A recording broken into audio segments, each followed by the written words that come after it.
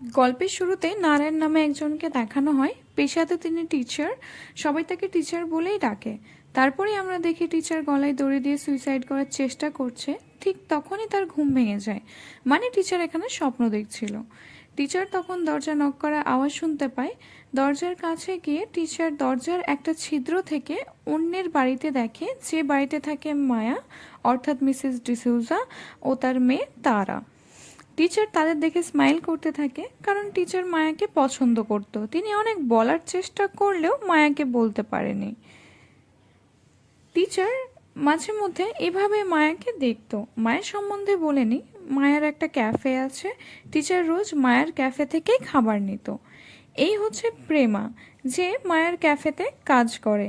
প্রেমা মায়াকে বলে, টিচার রোজ এখানে তোমার জন্যই আসে। মায়া তার কথায় অতটা পাত্তা দেয় না, এড়িয়ে যায়। সেই এরিয়াতে টিচারকে সবাই অনেক রেসপেক্ট করে। উনি হচ্ছেন ম্যাথস টিচার, অনেক বুদ্ধিমান, কঠিন থেকে কঠিন অঙ্কের প্রশ্ন সলভ করে দেয়। ওই শহরে ওনার মতো টিচার আর দ্বিতীয় কেউ ছিল না। পরের দিন সকালে টিচার টিফিন নিতে যায়, তখন টিচার নোটিস করে মায়া কাউকে দেখে অনেক অবাক হচ্ছে, যেন তার মধ্যে কোনো একটা ভয় কাজ করছে। মায়া যাকে দেখে অবাক হচ্ছিল তার নাম অজিত। সে সিগারেট খেতে খেতে মায়ার ক্যাফেতে এসে বসলো। তখন মায়া অজিতের কাছে গিয়ে বলে, তুমি এখানে কি করে তুমি আমাদেরকে খুঁজলে? অজিত তখন বলে, 14 বছর পর তোমার সঙ্গে দেখা হচ্ছে। মানে এখানে জানা যায় অজিত হচ্ছে মায়ার হাজবেন্ড। মায়ার তার হাজবেন্ডের থেকে কোনো রকম পিছন ছাড়িয়ে কালিম্পং পালিয়ে এসেছে তার মেয়ে তারার সঙ্গে নতুন জীবন শুরু করবে বলে। মায়া 14 বছর আগে বার ডান্সার হিসাবে কাজ করত। মায়া একটা সিম্পল মেয়ে ছিল, তার হাজবেন্ড অজিতই তাকে এই কাজ করায়। মায়া এই জন্যই কালিম্পং চলে আসে, যাতে তার মেয়ের সঙ্গে নতুন জীবন শুরু করতে পারে। এখানে বলে নি, অজিত একজন পুলিশ অফিসার, এই জন্যই মায়া তাকে ভয় পাচ্ছে। আর তারা অজিতেরই মেয়ে। মায়া কখনো চায়নি তারা অজিতের সামনে আসুক। একদিন অজিত মায়ার বাড়ি চলে আসে। তারাকে দেখে বলে, মেয়ে তো অনেক বড় হয়ে গিয়েছে, তারাকে বার ডান্সারের কাজে লাগালে অনেক টাকা আসবে, এসব আরও অনেক নোংরা নোংরা কথা বলতে থাকে অজিত। তখন তারা হিটার রড দিয়ে অজিতের মাথায় মেরে দেয় আর বলে, আমি তোমার মেয়ে নয়। অজিত তখন অনেক রেগে যায়। তখন অজিত তারাকে মারতে লাগে।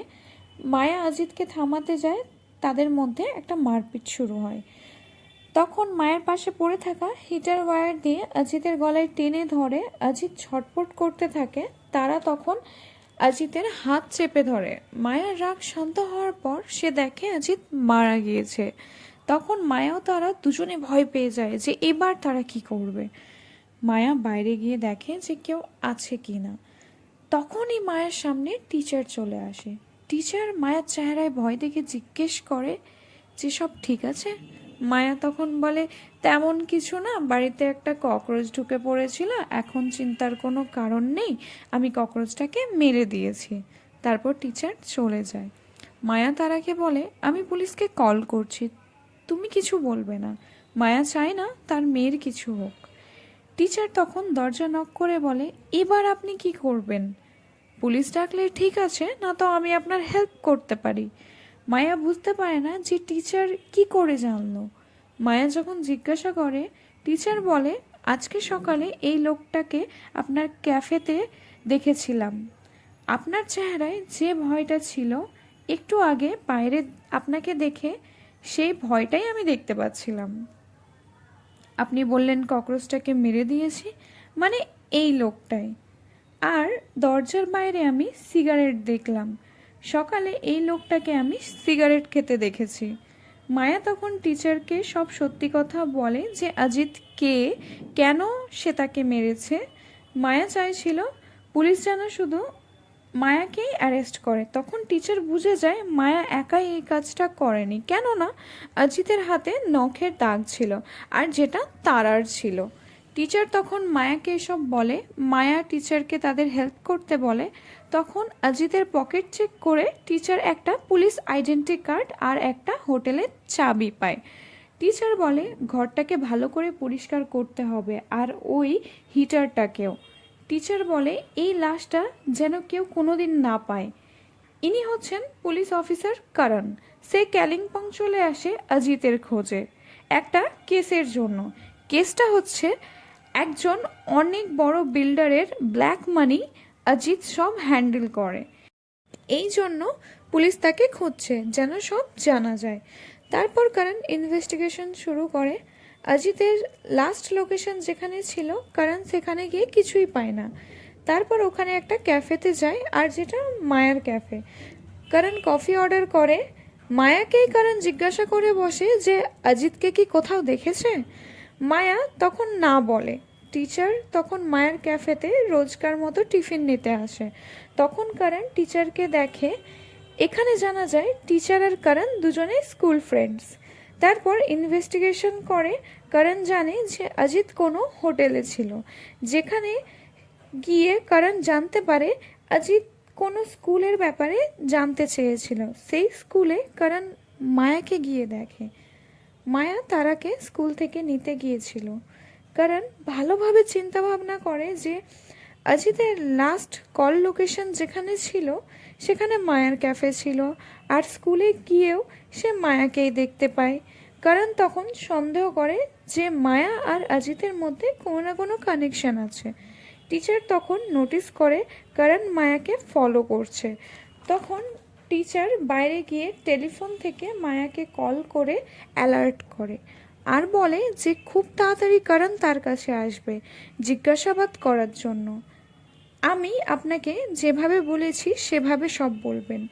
করণের সামনে আপনি এমন ভান করবেন যেন অজিত এখনও বেঁচে আছে। চিন্তা করবেন না, অজিতের বডি কখনোই কেউ পাবে না। তারপর দিনই করণ খবর পায় অজিতের লাশ পাওয়া গেছে। করণ গিয়ে দেখে সেই লাশটাকে জ্বালানো হয়েছে, তার মুখটাকে থেঁতো করে দেওয়া হয়েছে যাতে লাশটার পরিচয় না পাওয়া যায়। কিন্তু অজিতের আইডেন্টি কার্ড পুরোটা পড়েনি। অজিতের কাপড়ও জ্বালানো হয়েছে, এইভাবে বোঝা যায় এটা অজিতেরই লাশ। ওই কাপড়ে ব্লাড লাগা ছিল। সেই ব্লাড স্যাম্পেলটা নিয়ে নেয় কারণ তারপর ওই হোটেলে গিয়ে অজিতের চুল নিয়ে আসে ডিএনএ টেস্টের জন্য। সেই স্যাম্পেলটা ম্যাচ হয়ে যায়, মানে এটা অজিতেরই লাশ। ডক্টর বলে অজিতের মৃত্যু 10 তারিখে হয়েছে, আর এমনভাবে মারা হয়েছে যেন তার পরিচয় না পাওয়া যায়। কারণ তারপর মায়ের বাড়িতে যায় আর জিজ্ঞেস করে যে আপনি অজিতকে জানেন? তখন এইবার মায়া হ্যাঁ বলে, ওটা আমার হাজবেন্ড। কারণ বলে তাহলে আপনি প্রথমে কেন বলেছিলেন না? তখন মায়া বলে আমি চাই না অজিতের ছায়াও আমি আর আমার মেয়ের উপর পড়ুক। আবার অজিত কি করেছে? কারণ তখন বলে অজিতের লাশ পাওয়া গেছে। মায়া তখন না জানার ভান করে। এইসব জিজ্ঞাসাবাদে মায়া তখন তার পাস্টের কথা বলে, সে কি ছিল সেটা। কারণ মায়াকে জিজ্ঞাসা করে 10 তারিখে আপনি কোথায় ছিলেন? মায়া বলে আমি আর আমার মেয়ে মুভি দেখতে গিয়েছিলাম, তারপর খাবার খেতে রেস্টুরেন্ট গিয়েছিলাম, তারপর কিংস ক্যারিওকে বার গিয়েছিলাম, 11টার সময় আমরা বাড়ি এসেছিলাম। কারণ বুঝে যায় মায়া তাকে গল্প শোনাচ্ছে। কারণ উইকের মাঝে কে বারে যায়? কারণ বাইরে বেরিয়ে আসে, তখন টিচারের সঙ্গে দেখা হয়। কারণ এখানে জানতে পারে টিচার পাশের বাড়িতেই থাকে, মানে মায়ের প্রতিবেশী।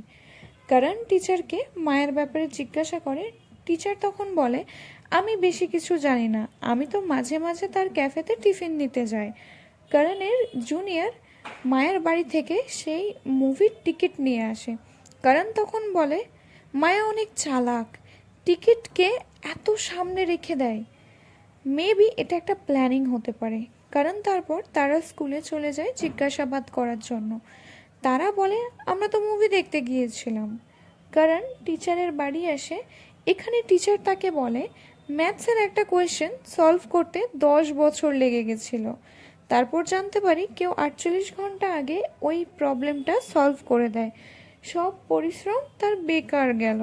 আরও বলে অনেক ম্যাথস আছে যেটা সলভ করতে তার 10 থেকে 15 বছর লেগে যাবে। যেতে যেতে কারণ বলে আমার একটা কাজ করবে, মায়ের উপর একটু নজর রেখো। তারপর দিন ডক্টর করণকে বলে অজিতকে জ্বালানোর আগে গলা দাবানো হয় হিটার ওয়্যার দিয়ে। আর মাথায় যে আঘাতটা আছে সেটাও হিটার রডে মারা। কারণ মায়ের কাছে আসে অনেকটা ভালোবেসে, যাতে বন্ধুত্ব করে সে কিছু যদি জানতে পারে। কারণ মায়াকে সেই কিংস ক্যারিওকে বার যেতে বলে। এই জিনিসগুলো টিচারের একদম পছন্দ হয় না যে মায়া করণের কাছে আসুক, কারণ টিচার মায়াকে পছন্দ করে। কারণ মায়া ওই বারে আসে, আর ওদিকে জুনিয়র অফিসার মায়ার বাড়ি থেকে হিটারটা নিয়ে চলে যায়।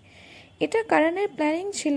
তারপর হিটারটা চেক করে ডক্টর বলে, না, এটা সেই হিটারটা নয় যেটা দিয়ে অজিতকে মারা হয়েছিল। তারপর ইনভেস্টিগেশন করে কারণ জানতে পারে যে না, মায়া যা যা বলেছিল সব ঠিক বলেছিল। কারণ তখন মায়ের কাছে তাকে সরি বলার জন্য তার ক্যাফেতে আসে, আর সেখানে প্রেমা বলে টিচার তো প্রতিদিনই আসে ক্যাফেতে, কারণ টিচার মায়াকে পছন্দ করে। কিন্তু টিচার তো করণকে বলেছিল সে কখনো কখনো আসে ক্যাফেতে। করণ টিচারের কাছে আসে, ঘুরিয়ে ফিরিয়ে কোয়েশ্চেন করে যে সেই মার্ডারটা করেনি তো টিচার। টিচার অনেক বুদ্ধিমান, করণের কথা মতো সেইভাবে তাকে উত্তর দেয়। বাড়ি আসার সময় মায়া টিচারকে বলে করণের ব্যাপারে জিজ্ঞেস করছিল। তখন প্রেমা বলে দেয় যে আপনি রোজ আমার জন্যই আসেন আর আমাকে ভালোবাসেন। এটা কি সত্যি? টিচার তখন কিছুই বলে না, চুপ করে থাকে। তারপর টিচার রুমে গিয়ে খুব কান্না করে, কারণ সে এমন কিছু করতে যাচ্ছিল যাতে মায়ের উপরে কোনো প্রবলেম না আসে। তারপর দিন টিচার 3টে চিঠি লেখে, আর সেটা মায়ের দরজায় রেখে দেয়, আর চলে আসে পুলিশ স্টেশন। বলে যে অজিতের মার্ডার আমিই করেছি, মায়া বলেছে বলে। কারণ তারপর মায়াকে পুলিশ স্টেশনে ডাকে, আলাদাভাবে তাকে জিজ্ঞাসাবাদ করে। টিচার বলে, আমি অজিতকে মায়ার বাড়ির আশেপাশে দেখেছিলাম। আমি তাকে জিজ্ঞেস করলাম, তো জানতে পারি যে মায়ার হাজবেন্ড। টিচার বলে, মায়া আমাকে সব বলতো, এটাও বলেছিল সে তার হাজবেন্ডের সঙ্গে কখনো দেখা করতে চায় না। মায়াকে জিজ্ঞাসা করাই, মায়া বলে, না, সে তো টিচারকে কখনো কিছু বলেনি। টিচার করণকে বলে, আমি মায়ার বডিগার্ড, মায়াকে রক্ষা করা আমার ধর্ম। অজিতকে দেখেই আমি তাকে মারার সিদ্ধান্ত নিই। কেউ মায়ার ক্ষতি করার চেষ্টা করলে তাকে বাঁচানো আমার কাজ। কিছু বুঝতে না পেরে আমি হিটার দিয়ে ওর মাথায় মারি, তারপর ওই হিটারের তার দিয়ে গলায় চেপে ধরি, তারপর পাশে থাকা পাথর দিয়ে ওর মুখটা থেতো করে দিই যাতে ওর পরিচয় না পাওয়া যায়। তারপর ফিঙ্গার জ্বালিয়ে দিই যাতে ফিঙ্গারপ্রিন্ট না পাওয়া যায়। তারপর অজিতের কাপড় খুলে পুরো বডি জ্বালিয়ে দিই, আর কাপড়েও আগুন লাগিয়ে দিই। কিন্তু সেই আগুন এত উপরে উঠছিল, আমার মনে হয়েছিল যে কেউ দেখে নেবে। তারপর আমি ওখান থেকে চলে যাই। কারণ জিজ্ঞাসা করে, টিচারকে মায়া কি তোমাকে বলেছে অজিতকে মারতে? টিচার বলে, মায়া নিজের বাড়িতে কথা বলতো আর আমি কান লাগিয়ে সব শুনতাম। মায়া তার মেয়ের সঙ্গে এসব কথা বলতো, কিন্তু আমি জানি সে ইনডাইরেক্টলি আমাকেই বলতো। কেউ তো তার মেয়েকে বলবে না যে আমার হাজবেন্ড আমাকে ডিস্টার্ব করে, আমি চাই সে মারা যাক। আমাকেই বলতো সে।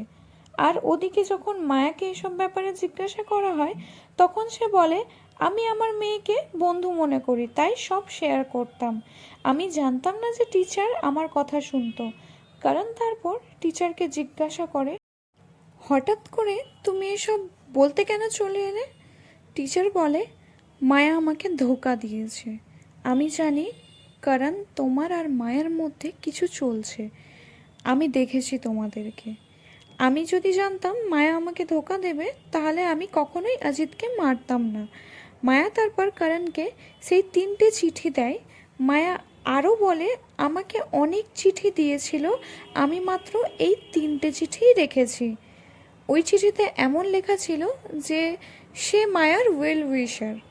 টিচার সব দোষ নিজের উপর নিয়ে নেয় আর বলে, মায়াকে সে পছন্দ করে, আর সব সময় মায়ার উপর নজর রাখতো। মায়া আমাকে ধোঁকা দিয়েছে, তাই আমি মায়াকে ফাঁসাতে চলে এসেছি। টিচারের কথায় কেউ বিশ্বাস করে না, তাকে লকআপে ভরে দেওয়া হয়। টিচার শেষে মায়া আর তার মেয়ে তারাকে বাঁচিয়ে নিয়েছে ফাইনালি। তারপর মায়া টিচারের কাছে এসে বলে যে কেন করলেন এসব, কেন নিজের উপর সব দোষ নিলেন, এটা ভুল। টিচার তখন বলে যে আমার প্রাণ বাঁচিয়েছিলেন, তার জন্য আমি এটুকু করতে পারি না। মায়া বুঝতে পারে না সে কখন টিচারকে বাঁচিয়েছে। টিচার বলে একটা ম্যাথসের কোয়েশ্চেন 10 বছর লাগিয়ে সলভ করেছিলাম, কিন্তু আমার সলভ করার 48 ঘন্টা আগে কেউ সেটাকে সলভ করে নিয়েছিল। আমি অনেক কষ্ট পেয়েছিলাম, আর আমি সুইসাইড করতে যাচ্ছিলাম, তখনই আপনি আমার দরজায় নক করেন। আর এটা সেই দিন ছিল যেদিন প্রথমবার আপনি এখানে থাকতে আসেন। আপনাকে আমার থ্যাংক ইউ বলা দরকার। এখানে জেলে বসে আমি আমার ম্যাথসের কোয়েশ্চেন সলভ করব, যেটাতে আমার 15 বছর সময় লাগবে। তারপর কারণ মায়াকে চলে যেতে বলে। এখানে আরও একটা জিনিস দেখানো হয়, যে লাশটা পুলিশ পেয়েছে সেটা অজিতের লাশ নয়। অজিত 10 তারিখে নয় 9 তারিখে মারা গিয়েছিল। টিচার রাস্তায় শুয়ে থাকা একটা লোককে দেখে, যে কিনা অজিতের হাইটেরই ছিল। টিচার সেই লোকটাকে খাবার দেওয়ার বাহানায় ওই হোটেলে নিয়ে আসে যেখানে অজিত ছিল। তাকে বলে স্নান করতে, ফ্রেশ হতে, চুল আঁচড়াতে বলে, অজিতের জামা কাপড় পরতে দেয়, কারণ সেখানে যাই চিহ্ন পাওয়া যায় যেন সেটা সেই লোকটারই পায়। তারপর টিচার তাকে একটা জায়গায় নিয়ে আসে আর সেইভাবেই মারে যেভাবে অজিতকে মারা হয়েছিল। এভাবেই পুলিশ যে লাশটা পেয়েছিল সেটা অজিতের লাশ নয়, ওই লোকটারই। পুলিশ সেই হোটেল থেকে যে চুলটা পেয়েছিল সেটা সেই লোকটারই। মায়া তার মেয়ের সঙ্গে হ্যাপি, আর টিচার জেলে বসে তার ম্যাথস নিয়ে হ্যাপি। এভাবেই মুভি এখানে শেষ হয়। তাহলে এখানে কোয়েশ্চেনটা হচ্ছে অজিতের লাশটা কোথায়?